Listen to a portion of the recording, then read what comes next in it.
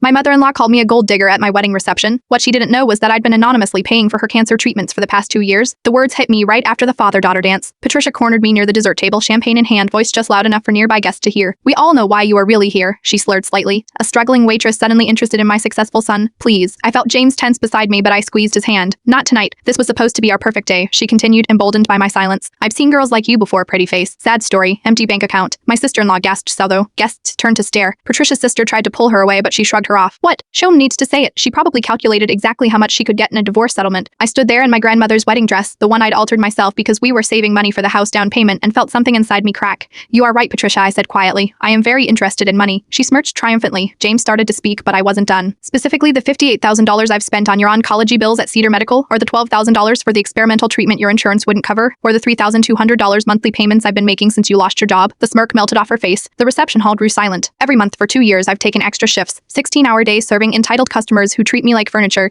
I've been sending anonymous payments through the hospital's financial aid program because James told me you were too proud to accept help." James stared at me stunned. He had no idea Patricia's wine glass shook in her hand. "That's not possible." I pulled out my phone, scrolled to my banking app. "Would you like to see the receipts? They're all here. Every transaction coded as TMC, taking care of Mother Campbell." Her sister grabbed the phone, eyes widening as she scrolled. "Patty, it's true. Look at these amounts. These dates match your treatment schedule. I grew up watching my mother die because we couldn't afford treatment," I continued, my voice steady despite the tears. "I swore I'd never let that happen to anyone else if I could help it, even someone who hated me from day one." Patricia sank into a chair, face pale. "Why didn't you tell me?" "Because James loves you, because you needed help, because that's what family does." I straightened my grandmother's dress, but clearly I was wrong about the family part. The room erupted. Guests whispered. Patricia's relatives surrounded her, and James pulled me into the tightest hug of my life. Patricia tried to approach me later, tears streaming down her face. I held up my hand. "I'll keep paying for your treatment," I said. "Not for you, for James. But after tonight we're done pretending we're family." She nodded, broken. "The treatment's end next month. My scans are clear." "Good, then my job is done." James found me on the balcony later, still processing everything. 2 years, he whispered. "You never said anything. She's your mother, you love her despite everything." That was enough for me. He pulled out his phone, showed me a text from Patricia. "I've been paying for the wrong things to matter. She paid for the only thing that did." I deleted my banking app that night. Some receipts are too heavy to keep carrying. The friend of Patricia worried about. It protects my assets, not his. I re-out. I am very good with money, just not in the way she thought.